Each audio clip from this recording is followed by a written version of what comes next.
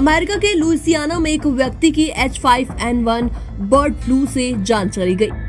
ये देश में बर्ड फ्लू से पहली जान जाने का मामला है। 65 साल के व्यक्ति को 13 दिसंबर को अस्पताल में भर्ती कराया गया था।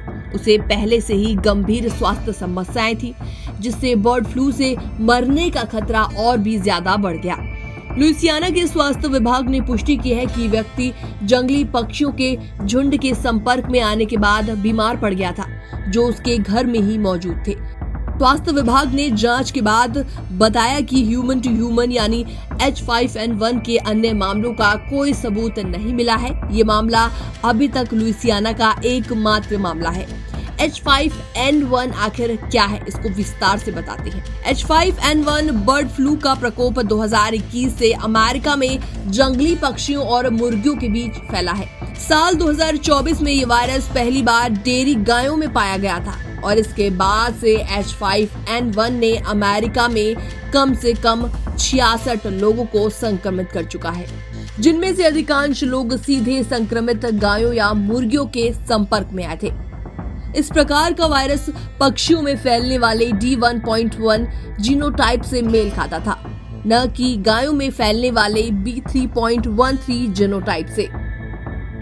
2022 के दौरान H5N1 वायरस का प्रकोप केवल पक्षियों तक ही सीमित नहीं रहा, बल्कि लोमड़ी, बिल्लियां, कुत्ते और चिड़ियाघर के स्तनधारी जानवरों में भी इसका संक्रमण देखा गया। अमेरिका के कई राज्यों और कनाडा में अलग अलग जानवरों में भी HPAI H5N1 वायरस का पता चला, जिनमें लोमड़ी, मिंक और बॉबकैट शामिल थे।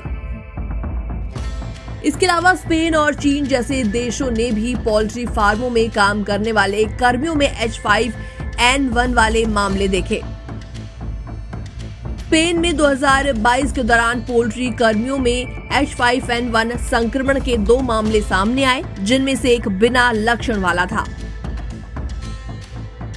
1997 में हांगकांग में H5N1 वायरस का प्रकोप देखने को मिला। अमेरिका सरकार की आधिकारिक वेबसाइट NLM की रिपोर्ट के अनुसार ये वायरस पहली बार 18 लोगों को संक्रमित कर गया, जिनमें से 6 लोगों की जान चली गई।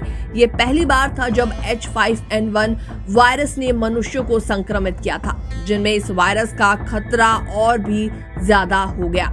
H5N1 का संक्रमण मुख्य रूप से पक्षियों के जरिए फैला, जो जंगली पक्षियों और पोल्ट्री से मनुष्य तक पहुंचा। ये वायरस पहली बार हांगकांग में पाया गया था, तो ये मुर्गियों और अन्य पोल्ट्री में तेजी से फैल गया। इसके बाद मनुष्यों में संक्रमण की घटनाएं सामने आई।